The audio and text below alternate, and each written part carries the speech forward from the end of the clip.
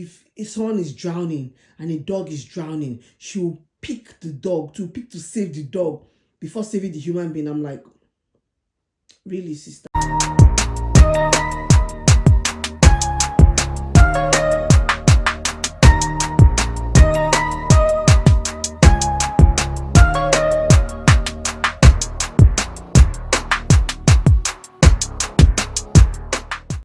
Hello guys, welcome to my channel. My name is Ivy Brown K and this is Ivy Living, where I chat about my life, motherhood, business, finances, and everything in between. Hello guys.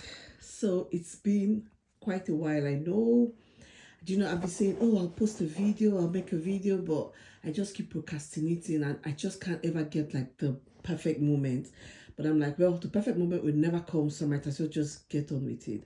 So today I'm just going to be discussing things I just can't get over after living in Scotland for 2 years, guys. So yes, we've been here for 2 years already, and there are certain things that I've still not gotten used to. I just can't get used to, even after living here for so long. Well, not so long, but enough. Anyway, so the first one is going to be the tea culture, guys. I get offered cups of tea every single day. Every single day. So I was like, do you want a hot tea? Do you want a cuppa? And I'm like, no, I don't drink tea. Thank you. No, they're like, you don't drink tea? I'm like, no, I don't drink tea. And they can't believe it, but I don't drink tea. I don't like it. I don't drink it. I'll have a coffee once in a while, but even at that, it's like, I'm like, hot things, not really for me. But yes, it's quite a thing, Do you want some tea? No, thank you. Thank you. I'm fine. Oh, yeah. They'll ask you to have tea 10 times a day. Yeah, it's just normal. Just sit around and drink some tea. That's so shocking to me till today. Right, another thing is how you're like, how are you? How are you today? Good day, how are you? Oh, the response in Scotland to how are you is not bad. Not bad.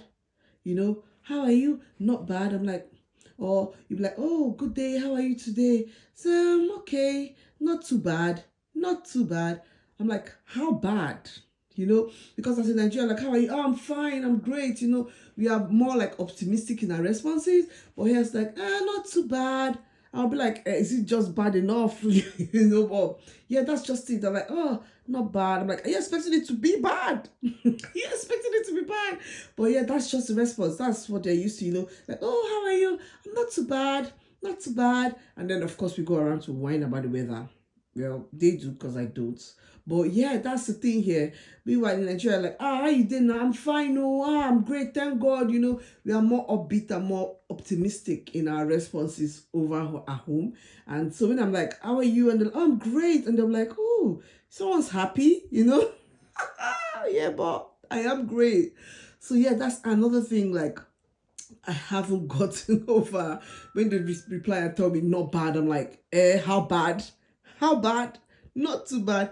How bad do you want it? But yeah, that's just in their natural way of responding to greetings over here. Right, so another one I've not still gotten over is like, it's a good thing. It's quite a good thing because it just goes to show like my country needs to do better. It's how entitled they are to like everything. You know how like, oh, you get childcare. It's a normal thing. Oh, government is going to give you this grant for this and this or one thing or another, and like they are like so entitled to it, like, oh, and they're whining like, oh, it's supposed to be like this, and I'm like, well, back home nobody is going to give your grandmother like free NHS home care. You have to like do it yourself. And those, like, I always can't get over that when they're like complaining about the littlest things, because I'm like, hey, you guys have it quite good, but it just goes to show that because of where I come from and how life is in Nigeria, I'm like not used to that. So when I hear that, I'm like, you guys don't know what is happening like in the real world, because it's just like we are in a simulation over here. Because I'm like, guys, you're getting care for free in Scotland, especially.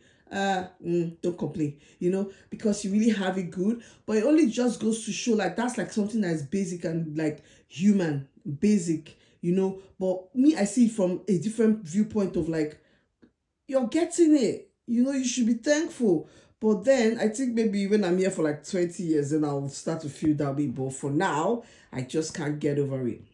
Another thing, and this one is like a very huge deal, a lot of people here feel like um Africa is the safari.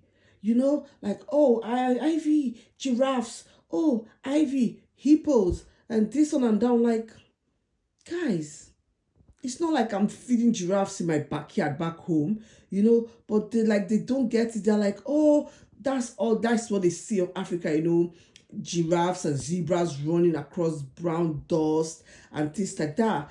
So I'm like, no. No, I haven't seen a giraffe in my life.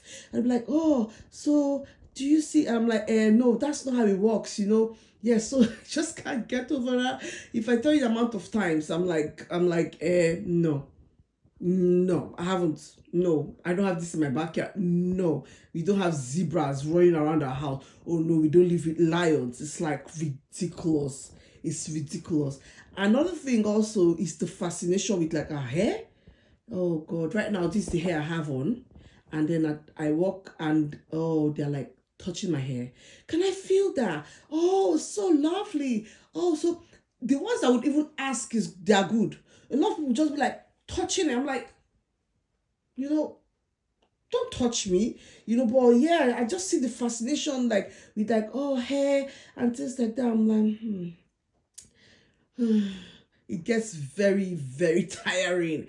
It gets really tiring, because then, especially with those people that are like very touchy, oh, can I touch that? Oh, I'm like, oh God, no, don't touch my hair, Yeah, that's another thing I haven't got to. I like, another one again, I'm like, not used to is the animal love they have here. Right. Back home in Nigeria, people have dogs, people have cats. Like in Nigeria, I had cats. That's fine. I had cats and their pets and everything.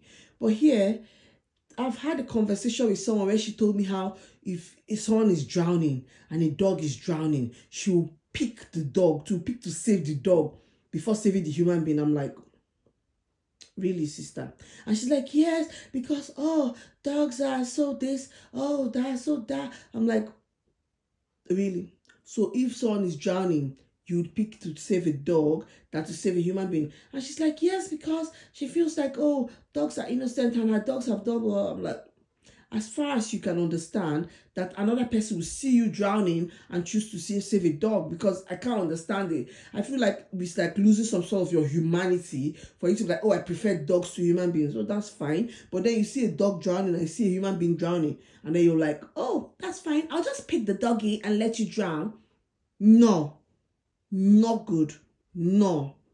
And then when I had that conversation with her, I was like, I hope you realize that other people would also pick a dog before they pick you. I'm like, it's not woke. It's like, no, are you trying to be woke? Say, oh, I'll pick a. I'm like, so you would rather a whole human being dies? She's like, oh, well, her dogs have been there for her. Her dogs have done more for her than even her parents. I'm like, you do you, sister. We agree to disagree. You do you. I can't get over that. I really can't. Yeah, so those are just some things I just can't get over living in Scotland, and yeah, it's just a way of life here, and we're living it. Anyways, just in case this is your first time of seeing me, I know a lot of you do be your first time because I don't know where all my subscribers are because I've abandoned you guys for so long. I'm so sorry. My name is Ivy Brown K, and this is Ivy Living.